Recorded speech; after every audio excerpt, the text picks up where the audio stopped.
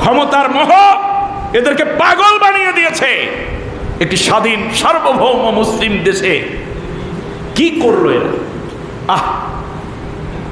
কোন একটা পশুর উপরে ওতে এত অত্যাচার করা হয় না, ওরা মানুষ নয়, অমানুষ। আল্লাহ রাব্বুল আলামিন বললেন, আমি আল্লাহ কসম খেয়ে বললাম ওরা মোমেন না, মোমেন না, যারা তোমার আনিত আদর্শ পাওয়ার পরেও অন্য কোন নেতার আদর্শ, এই যে দেখেন নাই ছবিটা নাই ছিল মাথার উপরে, আছে না নাই? আছে।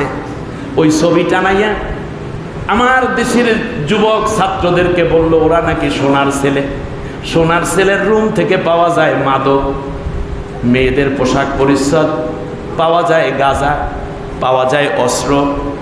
ছাত্রদের টেবিলের মধ্য থেকে অস্ত্র আর নির্যাতনের সেল বানাইয়া অনন্তকালের জন্য ক্ষমতায় থাকতে আয়না ঘর বানাইয়া মুসলমান ইসলামী আন্দোলনের কর্মীদেরকে কষ্ট নির্যাতন করেছে, ঠিক কিনা বলে? কত স্বপ্ন, ক্ষমতার মোহ এদেরকে পাগল বানিয়ে দিয়েছে। একটি স্বাধীন সার্বভৌম মুসলিম দেশে কি করলো এরা? কোন একটা পশুর উপরে ওতে এত অত্যাচার করা হয় না, ওরা মানুষ নয়, অমানুষ। যারা সাধারণ মুসল্লি আছেন, ইমানদার আছেন, ধর্মনিরপেক্ষ মতবাদ করে এই জালেমকে সাপোর্ট দিয়েছেন, আজকে তওবা করেন। এই মানুষগুলোকে কোনোদিন আপনারা কোনোদিন আর অনুসরণ করতে যাইয়েন না। আর নেত্রী পালাইয়ে গেছে, আপনার প্রতি মায়া থাকলে তো এমনিও পালাইতো না, ঠিক না? করেন, আসেন না, বাকি জীবনটা আল্লাহর কোরআনের জন্য উৎসর্গ করি, বলেন আমিন। এবারে আসুন, আল্লাহ রাব্বুল আলামিন বলেন, শোনো,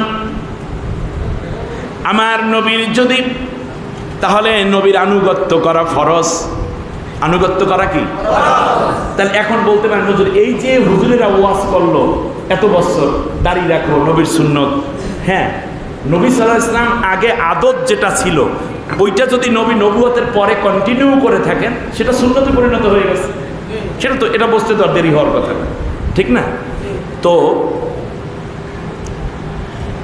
এখন এই যে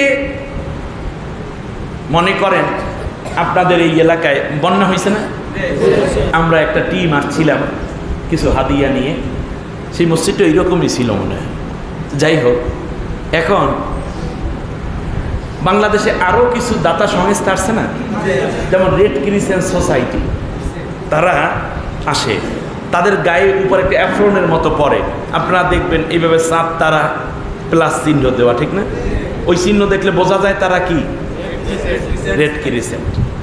আবার ওয়ামি থেকে সাহায্য নিয়ে আসছে, তাদের আলাদা একটা মিনারের মতো আছে। চরমনাই হুজুরের দলের লোকেরা যখন আসছে তখন হাত পাখা ওলা একটা অ্যাফ্রন পরে আসছে, যে এইটা, এই গ্রুপ কোন দলের? এবারে আবার যারা মনে করেন অন্য দলের আছে, তারাও সাহায্য করতে এসে একটু প্রতীক ব্যবহার করছে। তাহলে মূল কাজ হচ্ছে রাসূল সাল্লাল্লাহু আলাইহি ওয়াসাল্লামের আদর্শ প্রতিষ্ঠা করা। আমাদের দেশে কি নবীর আদর্শ অনুযায়ী চলে? তাহলে এই প্রতিষ্ঠা করবে কারা? হিন্দু, বৌদ্ধ, খ্রিস্টিয়ানরা না মুসলমানেরা? এই জন্য আমাদের নাম হলো উম্মত। উম্মত শব্দের অর্থ হলো দলীয় কর্মী। উম্মত শব্দের অর্থ কি? আরো জোরে বলেন। দলীয়। উম্মত অর্থ কি? দলীয়। দল কোনটা? কারটা? নবীরটা। জোরে বলেন, আমরা কার দলের লোক? নবীর দলের লোক। তা নবীর দল করে কিভাবে? আল্লাহর হুকুমত যারা কায়েম করতে চায়, কারণ নবী এই কাজ করেছেন, এই কাজ যারা করে এরাই নবীওয়ালা কাজ, এটাই নবীর দলের কাজ। কথা ক্লিয়ার? বাস, কবরে যখন রাখে তখন একটা দোয়া পইরা দেয়, বিসমিল্লাহি ওয়া আলা মিল্লাতে রাসূলিল্লাহ, আল্লাহর নামে নবীর দলে। তো মিল্লাত অর্থ দল, আর উম্মত অর্থ দলীয় কর্মী। কথা বুঝছেন? উম্মত অর্থ কি আর মিল্লাত অর্থ কি? তাহলে কবরেও দল আছে না নাই? তাই এখন দুনিয়ায় আপনি যদি নবীর দলের আনুগত্য এবং নবীর আদর্শ প্রতিষ্ঠার জন্য কাজ না করেন, মরার পর কবরের মধ্যে যদি আপনারা বলে যে নবীর দলে রাইখে গেলাম, আপনার কবর জীবন কি সত্য দিয়ে শুরু হলো নাকি মিথ্যা দিয়ে শুরু হলো? তা নবীর দলে থাকতে হবে মরার পরে না মরার আগে? মরার আগে নবীর দলে আসি, মরার পর কেউ কইলেও সই, না কইলেও সই, ঠিক কিনা বলেন? আর যদি মরার পরে নবীর দলে রাইখা দেয়, আর তাহলে আব্দুল্লাহ বিন উবাইর অবস্থা হবে 100 জন সাহাবীতে বললেও কাজ হইবে না। এই দুনিয়ার সব মানুষে যদি বলে নবীর দল, আসলে আপনি ছিলেন ধর্মনিরপেক্ষ দল, সমাজতন্ত্রের দল, পুঁজিবাদের দল, সুতরাং আপনাকে আল্লাহর নবী পরিচয় দিবেন না।